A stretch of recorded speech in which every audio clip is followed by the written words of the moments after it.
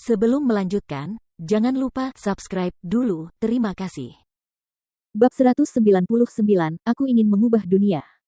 Dia bergumam, dunia seharusnya tidak seperti ini. Wanita tidak seharusnya seperti ini. Dalam Titanic, kisah cinta si bocah miskin, Jack, dan si gadis kaya, Rose, menyentuh dunia. Film ini dirilis ulang 8 tahun lalu dan melampaui pendapatan box office sebesar $2,2 miliar. Itu membuktikan bahwa semua orang sepakat bahwa cinta tidak ada hubungannya dengan uang dan status. Akan tetapi, mengapa kenyataannya berbeda? Russell menghisap sebatang rokok dan memandang Jordan dengan penuh kepuasan, yang tampak tidak beres, dengan senyum aneh dan licik di wajahnya yang sulit diartikan. Seharusnya ia menanyakan hal yang sama 30 tahun yang lalu.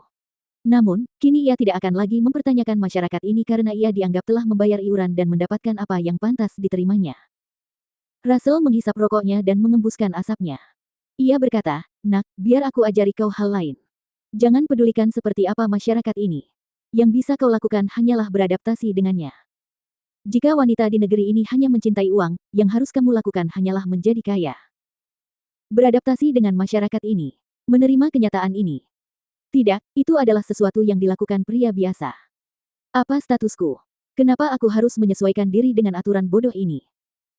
Jordan tiba-tiba menepuk meja, menegakkan punggungnya, lalu berseru, "Aku tidak akan menuruti pandangan tidak masuk akal tentang wanita di masyarakat modern. Aku ingin mengubah situasi masyarakat." Russell langsung membeku di tempat.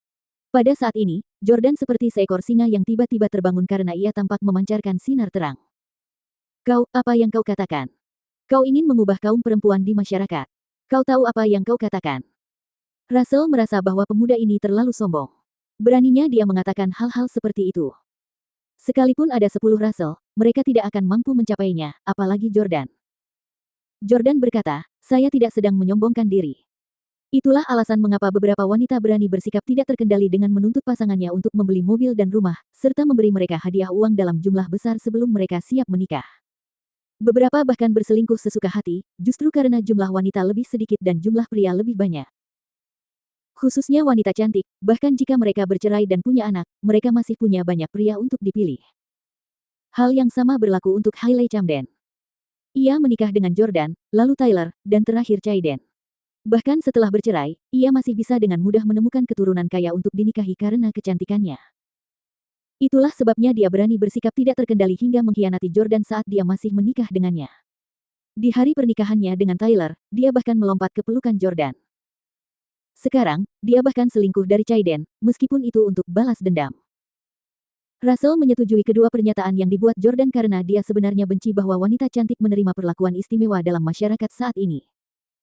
Dia kini telah bercerai dan memiliki anak, jadi dia tidak berencana untuk memiliki anak lagi di masa mendatang. Oleh karena itu, dia sebenarnya tidak ingin menikahi Victoria. Mengingat pesona dan kemampuan Victoria saat ini, pasti akan ada banyak bos miliarder yang mengantre untuk menikahinya bahkan jika Russell tidak melakukannya. Oleh karena itu, sebenarnya Russell tidak perlu memberinya status yang pantas sama sekali. "Lalu bagaimana Anda bisa mengubah status quo?" tanya Russell. Jordan melihat ke arah timur dan berkata, "Panggil wanita-wanita dari negara lain untuk datang. Wanita dari pulau itu lembut dan berbudi luhur.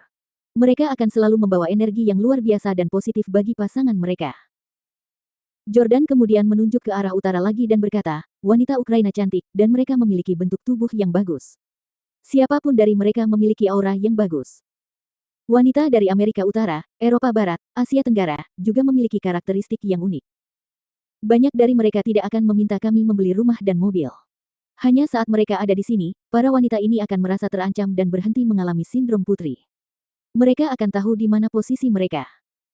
Jordan menuangkan segelas anggur merah untuk dirinya sendiri dan menghabiskannya sekaligus. Ia kemudian berseru, "Kaum muda yang memilih untuk tidak menikah sudah menjadi masalah besar di negara ini. Pertumbuhan penduduk yang menurun telah mengakibatkan penurunan tenaga kerja dan pertumbuhan ekonomi. Tidak ada seorang pun yang mau punya anak saat ini. Banyak wanita hanya ingin menikahi pria kaya dan tampan, tapi berapa banyak pria seperti itu yang benar-benar ada?" Jordan tidak hanya memikirkan dirinya sendiri. Memang benar bahwa ia telah dikhianati oleh Hailey. Namun, jika dia benar-benar membenci Hailey, dia bisa saja membunuhnya dan terus menikmati hidup dengan kemampuannya. Lagi pula, selama Jordan mengungkapkan jati dirinya, baik Victoria maupun calon kekasihnya tidak akan berani mengkhianatinya lagi. Namun, dia tidak ingin melakukan hal itu. Dia ingin membela para pria yang berasal dari latar belakang sederhana. Jordan adalah orang kaya yang pasti akan hidup nyaman selama sisa hidupnya apapun yang terjadi, tetapi bagaimana dengan orang lain di masyarakat? Mungkin banyak orang tidak mengerti mengapa Jordan bersikeras merahasiakan identitasnya dan terus berkencan dengan Victoria sambil menerima gaji bulanan beberapa ribu dolar. Ya, karena kenapa tidak? Cinta bukan tentang status, jabatan, uang. Jordan justru mencoba menantang pola pikir tidak masuk akal yang telah tertanam kuat dalam benak banyak orang. Dia ingin membuat pria terbangun dan menyadari hal ini. Russell tertawa sinis setelah mendengar kata-katanya. Kau benar, tapi tahukah kau berapa banyak uang yang dibutuhkan untuk mendatangkan seorang wanita dari luar negeri? Saya akan menghabiskan miliaran, seru Jordan dengan keras. Russell tertegun, dan dia hampir menjatuhkan rokok di tangannya ke tanah. Miliaran. Apakah Yordania akan menghabiskan miliaran hanya untuk membantu pria biasa mendapatkan istri dan mengubah sikap arogan banyak wanita? Apakah anak ini punya beberapa miliar dolar? Jordan tercengang, dan dia bertanya-tanya apakah Jordan hanya membual. Akan tetapi, melihat betapa percaya diri Jordan, Russell merasa ia memiliki sesuatu untuk mendukung dirinya. Selama 2 menit berikutnya, Jordan dan Russell hanya saling memandang dengan tenang. Tak lama kemudian, Victoria menaiki tangga dan berjalan ke atas. Awalnya, ia khawatir kedua pria itu akan berdebat atau terlibat perkelahian fisik. Namun, begitu ia melakukannya, ia menyadari bahwa suasana di sana ternyata sunyi senyap. Victoria berjalan ke arah Jordan dan bertanya dengan lembut, "Jordan, apakah semuanya baik-baik saja?" Jordan kembali sadar dan berkata sambil tersenyum, "Ya." Setelah itu, ia mengangkat gelasnya dan berkata kepada Russell, "Tuan Miller, terima kasih telah mengingatkan saya hari ini. Tiba-tiba saya punya tujuan sekarang, dan saya tahu apa yang harus dilakukan selanjutnya." Setelah dikhianati oleh Hailey dan menyerah dalam uji coba bisnis, dia awalnya kehilangan semua semangat juangnya dan bingung harus berbuat apa. Namun, dia sekarang punya tujuan baru. Dia ingin membiarkan setiap pria mengejar cinta.